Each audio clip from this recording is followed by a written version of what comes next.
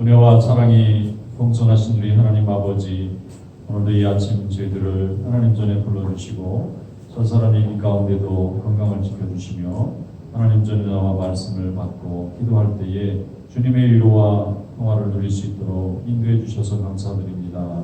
험하고 어려운 세상 가운데 우리를 하나님께서 버려두지 아니하시고 낮에는 불기둥 밤에는 구름 밤에는 불기둥으로 이스라엘의 광야길을 인도하신 것처럼 하나님의 말씀과 성령의 은혜로 우리를 날마다 인도해 주시니 감사를 드립니다. 저희들 하나님 앞에 나와 날마다 기도할 때 하나님께서 응답하여 주시고 주님의 능력의 손길로 붙잡아 주셔서 우리의 길이 평탄한 길로 시온의 길로 인도해 주셔서 감사드립니다. 날마다 주님의 뜻을 행하는 삶이 될 수 있도록 인도하여 주시옵소서. 특별히 병중에 있는 성도들 하나님 고쳐주시고 정 권사님 또 남편께서 병원에 입원 중이오니 하나님께서 건강 회복시켜 주시고 건강한 몸과 마음으로 또 하나님을 섬기는 데 부족함이 없도록 우리 하나님께서 인도하시고 주장하여 주시옵소서. 하나님 아버지 저희들에게 늘 건강 주시고 또 은혜 주셔서 감사합니다. 오늘도 하나님의 전에 나와 주님의 말씀을 듣고 묵상할 때에 우리에게 주님이 주시는 평강과 위로를 더하여 주시고 새 힘을 더하여 주셔서 승리하는 믿음이 될 수 있도록 인도하여 주시옵소서. 예수님의 이름으로 감사하며 기도드리옵나이다. 아멘. 하나님의 말씀 민수기 13장 1절로 마지막 절까지 한 절씩 듣도록하겠습니다. 여호와께서 모세에게 말씀하여 이르시되 사람을 보내어 내가 이스라엘 자손에게 주는 가나안 땅을 정탐하게 하되 그들의 조상에 담은 각 지파 중에서 지휘가 된 자 한 사람씩 보내라. 모세가 여호와의 명령을 따라 바란 광야에서 그들을 보냈으니 그들은 다 이스라엘 자손의 수령된 사람이라. 그들의 이름은 이러하니라. 르우벤 지파에서는 사쿠의 아들 삼무아요. 시몬 지파에서는 호리 아들 사바시요. 유다 지파에서는 여분의 아들 갈레이요. 이사갈 지파에서는 요셉의 아들이 이갈이요. 에브라임 지파에서는 눈의 아들 호세아요. 베냐민 지파에서는 나부의 아들 발디요. 스불론 지파에서는 소디의 아들 가띠엘이요. 요셉 지파하고 므낫세 지파에서는 수시의 아들 갓디요. 단 지파에서는 그말리의 아들 암미엘이요. 아셀 지파에서는 미가엘의 아들 스두리요. 납달리 지파에서는 렉시의 아들 나비요. 갓 지파에서는 마기의 아들 구엘이니 이는 모세가 땅을 정탐하러 보낸 자들의 이름이라. 모세가 눈의 아들 호세아를 여호수아라 불렀더라. 모세가 가나안 땅을 정탐하러 그들을 보내며 이르되 너희는 네겝길로 행하여 산지로 올라가서 그 땅이 어떠한지 정탐하라. 곧 그 땅 거민이 강한지 약한지 많은지 적은지와 그들이 사는 땅이 좋은지 나쁜지와 사는 성읍이 진영인지 산성인지와 토지가 비옥한지 메마른지 나무가 있는지 없는지를 탐지하라. 안매하라 또 그 땅의 실과를 가져오라 하니 그때는 포도가 처음 익을 적이니라. 이에 그들이 올라가서 땅을 정탐하되 신광야에서부터 하나독이 유후에 이르렀고 또 네겝으로 올라가서 헤브론에 이르렀으니 헤브론은 애굽 수함보다 7년 전에 세운 것이라. 그곳에 아낙 자손 아히만과 세세와 달메가 있었더라. 또 에스골 골짜기에 이르러 거기서 포도송이가 달린 가지를 베어 둘이 막대기 위에 끼어매고 또 석류와 무화과를 따니라. 이스라엘 자손이 거기서 포도를 베었으므로 그곳을 에스골 골짜기라 불렀더라. 40일 동안 땅을 정탐하기를 마치고 돌아와 가나안 광야 가데스에 이르러 모세와 아론과 이스라엘 자손의 온 회중에게 나와 그들에게 보고하고 그 땅에 과일을 보이고 모세에게 말하여 이르되 당신이 우리를 보낸 땅에 간즉 과연 그 땅에 적과 꿀이 흐르는데 이것은 그 땅의 과일이니이다. 그러나 그 땅 조주민은 강하고 장국은 견고하고 신이 클 뿐 아니라 거기서 아낙 자손을 보았으며 아말렉은 남방 땅에 거주하고 헷과 여부신과 아모리는 산지에 거주하고 가나안인은 해변과 요단가에 거주하더이다. 갈렙이 모세 앞에서 백성을 조용하게 하고 이르되 우리가 곧 올라가서 그 땅을 취하자 능히 이기리라 하나. 그와 함께 올라갔던 사람들은 이르되 우리는 능히 올라가서 그 백성을 치지 못하리라. 그들은 우리보다 강하니라 하고 이스라엘 자손 앞에서 그 정탐한 땅을 악평하여 이르되 우리가 두고 다니며 정탐한 땅은 그 거주민을 삼키는 땅이요 거기서 본 모든 백성은 심장이 장대한 자들이며. 같이 읽겠습니다. 거기서 네피림 후손의 아낙 자손의 거인들을 보았나니 우리는 스스로 보기에도 메뚜기 같으니 그들이 보기에도 그와 같았을 것이니라. 아멘. 아침에 은혜가 있으기 바랍니다. 민수기의 가나안 땅 정탐에 대한 얘기입니다. 하나님 앞에 은혜를 입었던 이스라엘 백성들이 이제 가데스 바네아에 도착을 해서 진을 다 구성을 하고 이제 민족과 나라로서의 권력을 다 갖췄는데 이제 그 땅에 들어가서 정탐을 하라고 12지파에 한 명씩 각 지파에 우두머리를 선발을 해서 40일간 가나안 땅을 좀 정탐하고 와라. 어떤 땅인지 누가 사는지 이제 군사력이나 군력은 어느 정도 되는지 다 조사하고 왔는데 올 때 큰 포도송이를 매가지고 왔다. 그러면 그 땅에 정말 농경지도 풍부하고 과일도 풍부하고 아주 젖과 꿀이 흐르는 땅이 더 있다.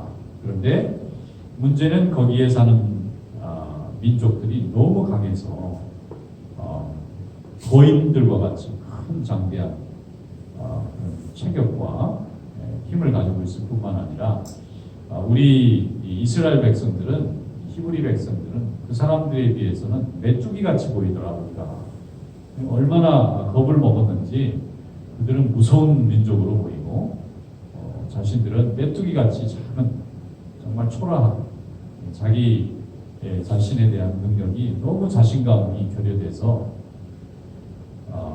우리가 이렇게 부족하게 됐다. 근데 이제 갈렙은 그 가운데 여호수아와 갈렙은 이제 그것은 하나님이 우리에게 주신 땅이기 때문에 우리가 들어가면 우리가 다 이길 수가 있다. 한쪽은 믿음의 눈으로 바라보는 거고 또 다른 쪽은 믿음 없는 불신앙의 눈으로 같은 땅을 바라보게 되어 있는데 그 결과는 너무나 크게 갈라져서 결국 이스라엘 백성들이 가나안 땅에 들어가지 못하는 그 두려움에 모든 백성들이 다 사로잡히는 그런 안타까운 계기가 됩니다. 하나님께서 이스라엘 백성들에게 억지로 가나안 땅에 집어넣게 하지 않으시고 스스로 그 앞까지 가게 하셔서 스스로 그것을 보고 판단할 수 있도록 이렇게 만들어 놓으셨는데 사람은 하나님의 은혜를 경험하면서도 하나님이 함께 하신다고 하는 믿음 위에 설 때까지는 굉장히 많은 훈련이 필요한 것입니다. 이스라엘 백성들이 출애굽할 때도 이스라엘 백성들이 한 일은 사실 별로 없습니다. 하나님 앞에 순종하고 출애굽을 해야 되겠다는 마음을 가진 것만으로도 큰 수확이라고 볼 수 있어요. 왜냐하면 아마 모세가 출애굽하자 했는데 나가서 광야도 무섭고 또 차지하게 될 약속의 땅도 전쟁을 통해서 얻어야 된다. 그 현실을 자세하게 이해를 했으면 히브리 백성들은 야 거기 가서 공연히 죽는 것보다 지금 애굽에 종으로 사는 게 낫지 않겠느냐. 나가지 않았을 텐데 애굽의 바로가 그들을 무섭게 핍박을 하니까 그 고난이 견딜 수가 없어서 출애굽을 한 거다. 그러면 이스라엘 백성들이 출애굽할 때도 자기들의 힘으로 한 게 아니라 하나님이 10가지 재앙을 내리시고 또 모세와 아론을 보내서 그들을 출애굽시켜서 광야에 나가서 하나님 앞에 예배를 드려야 된다. 이 백성은 예배를 드리기 위해서 필요하다. 하는 얘기를 하셨기 때문에 이스라엘 백성들은 저절로 해방이 된 것입니다.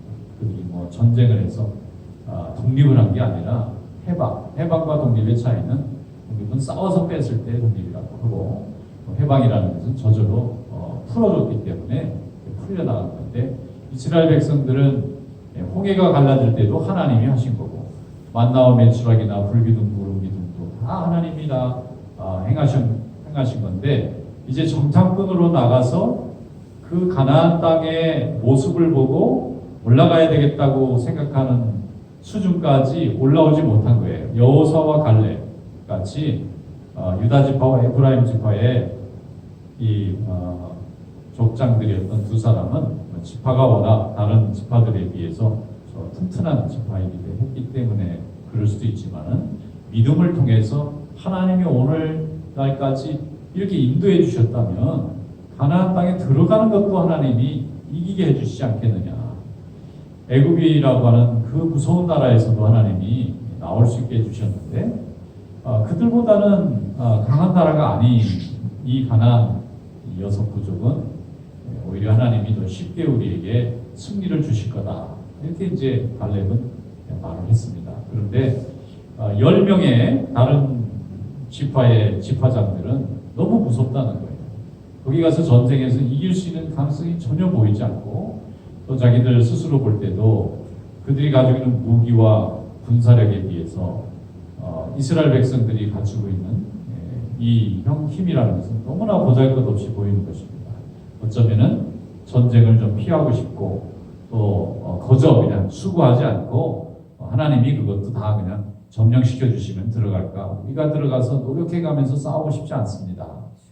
그래서 하나님이 그들에게 선택지를 주셨다고 생각합니다. 하나님은 그들이 믿음으로 들어가면 이기게 하실 준비가 다 되어 있지만 다 들어가서 싸워가면서 그 수고하면서 그 땅을 차지할 뜻이 없다는 걸 아시고 그러면 광야에 내려가서 40년 동안 훈련받는 중에 다시 한번 자신감을 키울 때까지 하나님이 허락을 해주십니다. 하나님은 우리에게 복을 주시는데 우리에게 늘 믿음의 분량을 보고 복을 주신다는 것을 알 수가 있습니다. 여호수아와 갈렙은 나중에 이제 그들이 해군을 해야 되겠다 생각하니까 옷을 찢으면서 안타까워했지만 그래도 함께 40년의 광야 생활을 이제 함께 치르게 되는데 그 40년 동안 광야 생활을 통해서 이스라엘은 400년이 넘는 긴 기간 동안에 나라를 이끌어갈 수 있는 훈련을 거기서 다 받게 됩니다. 우리가 군대 갔을 때도 훈련소에 가서 훈련받는 기간에 10배를 실제 근무지에 가서 이제 근무를 하게 되는데 그때 받은 그 훈련이라는 것이 뭐 그렇게 대단한 훈련이라기보다는 함께 단체 생활하는 훈련, 또 서로 의사소통하는 훈련, 또 자기 업무를 각자 나눠서 하는 훈련. 그런데 그게 한 가지 목적이잖아요. 군대라고 하는 나라를 지킨다고 하는 중요한 목적을 놓고 이루어지는 거기 때문에 이스라엘 백성들도 노예로 있을 때는 서로 뭐 만날 일도 또 모여서 뭔가 뭐 전쟁을 해야 될 일도 없었을 겁니다. 주인이 다 막아주고 주인이 다 만들어주면 그 주인의 일을 도와주는 그저 보조자의 역할로만 살아면 되겠지만 이스라엘 백성들이 직접 나라를 이끌어가고 적을 상대해야 되고 땅을 차지해야 되고 또 백성들을 또 흩어지지 않도록 규합하기 위해서는 이제 자기들 스스로가 주인으로서의 주인이라는 것은 책임지는 사람을 주인이라고 하지 않습니까? 주인으로서의 훈련을 해야 되는데 이스라엘 백성들이 이 정탐을 하고 돌아와서는 현실은 주인으로서의 모든 걸 다 갖추고 있었지만 마음이 여전히 아직 주인 될 준비가 전혀 되어 있지 않았다는 것입니다. 그래서 이스라엘 백성들은 그 두려움 때문에 스스로 약속의 땅보다는 약속의 땅을 벗어나서 광야라고 하는 훈련의 기회로 돌아갔다 하는 것을 볼 수가 있고, 모세는 어쩌면 그 훈련의 기회를 하나님이 미리 예비하시고 준비해 놓은 위대한 지도자다, 이렇게 생각해 볼 수가 있습니다. 만약에 모세가 이스라엘 백성들을 데리고 바로 가나안에 들어갔으면 아마 모세 역할은 금방 끝나고 아마 여호수아나 다른 후계자들을 통해서 그곳에 정착을 했을 텐데, 또 이 모세를 하나님이 더 쓰시려고 하다 보니까 모세는 광야에서는 전문가입니다. 광야를 40년간을 이끌어 살아봤던 사람이니까, 그래서 모세가 이스라엘 백성들을 광야로 데리고 나갔을 때에 그 40년은 그곳에서 날마다 하나님의 은혜를 경험하고 또 하나님 앞에서 스스로 책임지는 민족으로 새롭게 발돋움하는 그런 기회로 하나님이 만들어 주셨다 하는 것을 생각할 때에, 하나님은 우리가 어떤 선택을 하든지 하나님은 우리와 함께 하신다는 것과, 또 우리가 스스로의 두려움 때문에 포기하게 되는 거지 하나님이 주신 약속이 잘못되거나 멈춰지는 일은 없다는 것을 우리가 늘 생각하게 됩니다. 오늘도 이 코로나의 어려운 환경, 아직도 백신이 공급이 되지 않아서 이 상태로 이 속도로 가면은 아마 7년 동안을 해도 이 집단 면역이 안 생길 정도로 너무 느리다는 거예요.